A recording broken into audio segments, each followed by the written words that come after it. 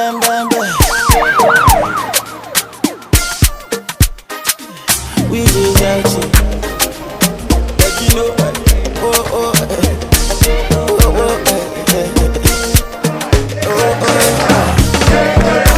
what I feel in my heart is true. What you see in my eyes is true. Don't tell you, baby, I'm ready for you. In the end of my heart is body. Baby girl, I wanna dance for you. I wanna dance for you. Baby, come and dance for me. See, your love is very strong.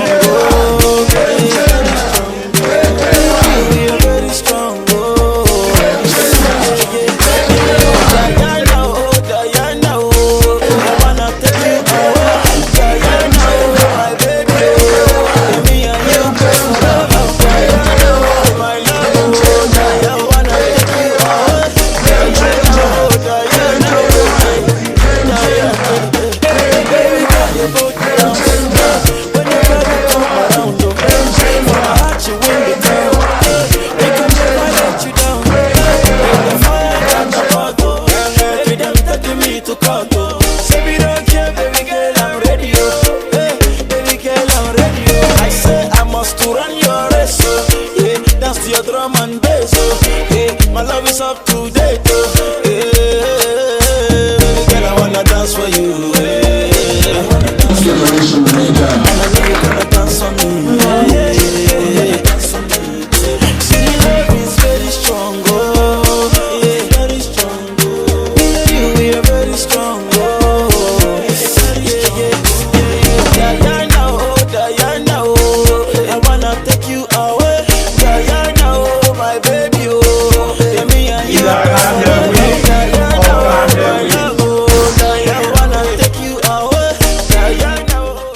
Yes, we are ready to change Sierra Leone. Yes, we are ready. The panel will go. We need new man to do the job for us. I can go on unabated to talk about this wonderful man. I can go on unabated and poetic in talking about the pain and suffering of the people of Mama Salon. But instead, without any further ado, I will now present to you our president, the next changer, the man of the hour, the man that will bring Sierra Leone back to his fame as the anthem of Africa, His Excellency Alhaji Dr. Kandeh.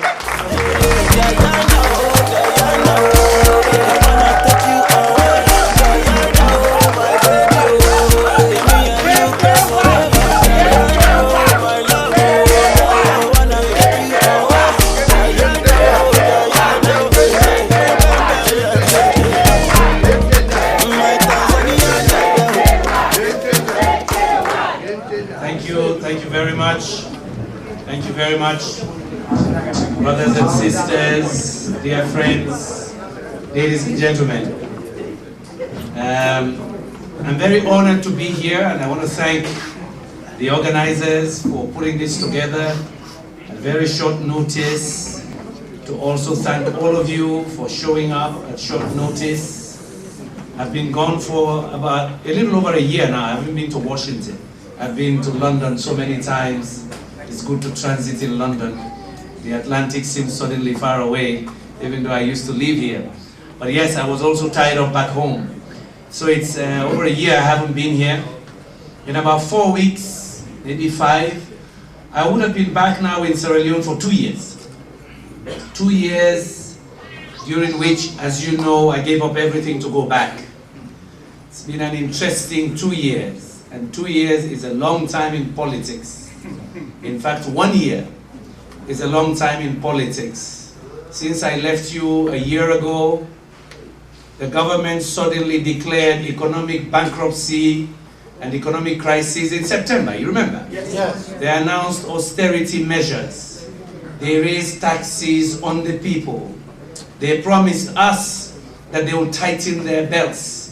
They will not be buying more vehicles. They will not be hiring, as they say in Creole, fiti fata. That's what they told us. This is not me telling you. So 1 year is a long time. 1 year ago, we didn't have a crisis. Today we have an economic crisis. I'll talk about that later. 1 year ago, we didn't have as much crises in our party as we have now. The crisis has escalated, and I'll talk about that a little bit more. A year ago, Daddy George had not been killed in Kenema. But yes, Daddy George, poor fellow SLPP supporter, was stabbed in front of the IG for Kenema, IG Carroll. They stabbed him almost in front of him. Yes, that's the level of depravity, corruption, intimidation and violence in the SLPP. So a year is a long time in politics, and a year is a long time in one's lifetime as well. So a lot has happened. I'll be talking to you about some of those issues. But of course, what everybody is curious about is what I did on Monday. Monday the 3rd of July, 2 days before I was 58. So I wasn't crazy when I did it. If I am not a mature man at 58, then I don't know what they're talking about. One of my opponents calls me the new kid.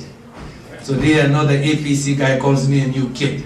I say I'm so happy that I'm a new kid because I'm not a corrupt old man.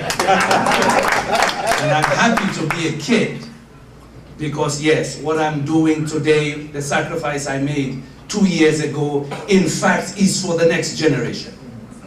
The next generation of Sierra Leoneans must believe, they must believe that they can be great. They must believe that corruption is not normal.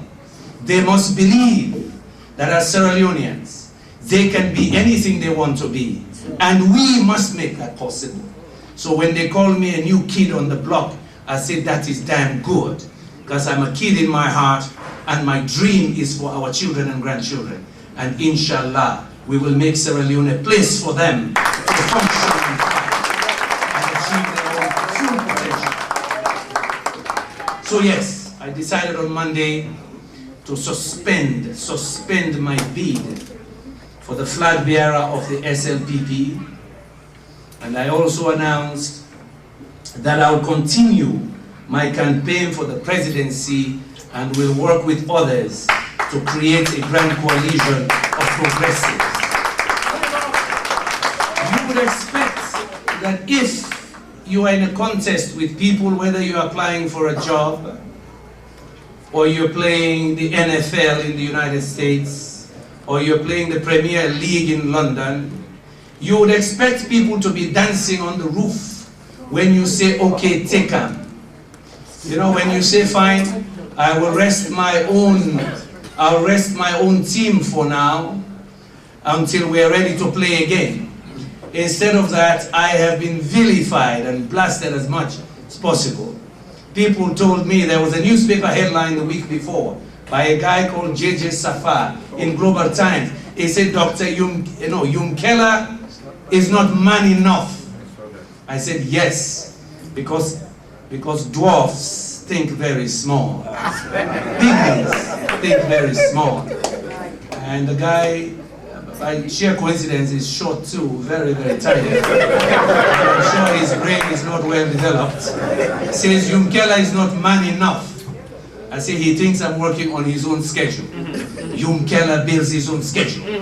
I was trained in the best institutions in the United States, taught in the best institutions in the United States. I do my own strategic planning. I don't rely on dwarfs to plan for me.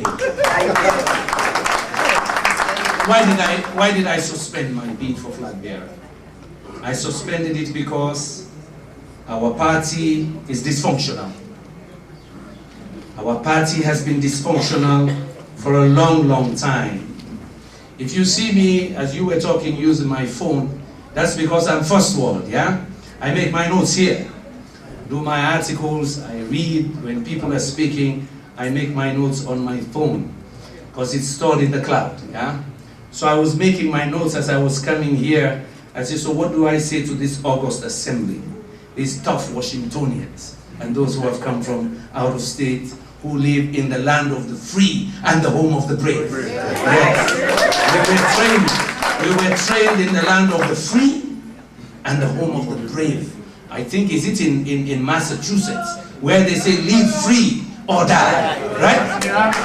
In Massachusetts, live free or die. We will never surrender our freedom, especially our freedom to think. Yeah, I was in academia in the United States. We cherished academic freedom in the United States when I was teaching. It means you're free to impart knowledge. You're free to seek knowledge. So I cannot go back to Sierra Leone 30 years later, after teaching here, working in research here, leading global institutions, for people to think for me, for people to intimidate me, suppress me, abuse me, and assume that I will succumb. Never. Never. Especially if you are born in the land that we love, our Sierra Leone, right? Especially if you really love your Sierra Leone and you put your country first. You will never allow very corrupt people, very evil people, to intimidate you and expect you to succumb. If we do that, we would have buried the future of our own children and grandchildren. So yes, I took that decision, but let me give you a little bit of history here. Because you go to Freetown, you hear some of these people blaming me on the radio. They've been blasting me for 2 weeks. Now Kandeh na inde ambao we party. Now Yumkella na inde cause the trouble. They take headlines as if that will shake my resolve. Na inde ambao we party. But they refuse, and you know, it is almost as if they're abusing your own intelligence. People tell you now from where you can get trouble. When Dr. Yumkella arrived in Sierra Leone 22nd of August 2015. By 2013, Bubu Akejabi already had an injunction on that party. I was not there. My name is not Bubu Akejabi. He already took an injunction out. By 2013, the minority leader of the party they were planning a coup d'etat against her. She took an injunction out. By 2013, there was a case already in front of the High Court of Ali Bangura and Somano Kape. This is all in 2013. By 2014, this same party, the Sierra Leone People's Party, had organized 2 coup d'etats against their own chairman and their secretary general. This is long before Yumkella even came to Sierra Leone. They were already beating our people, breaking people's windshield in front of the party office or in Kenema, stoning people at weddings before Yumkella arrived. So when you look at that, since 2012, I arrived in 2015, for God's sake. How can you say I'm responsible for your bad behavior, corruption, and misguided leadership? Of course I am not. What is the difference? I dare to stand up for constitutionality, for justice and fairness. And I always reminded them that this great SLPP gave the coat of arms to our country. Unity, freedom, and justice. Our founding fathers who brought independence. Remember, at that time, Shaka Stevens was also one of them. Samilti Magai was one of them. So that time they will not they talk about FET, APCS, APP8. Yeah, they were together. They said unity, freedom, and justice. If you see that party now, they've spent 4 years beating up each other, burning people's cars, going to court before Yumkella arrived. So I asked the question, what the heck is going on here? Of course I found out all the shenanigans, the corruption in the party, the decadence. They prevent senior people from going to the party office. They molest women. I said, I'm not going to have this. I'm not going to have it. Not in my 50s. Not at all. So we stood up against them. So of course that's why you hear my name every day. Because I dare to speak out. And I dare to follow through.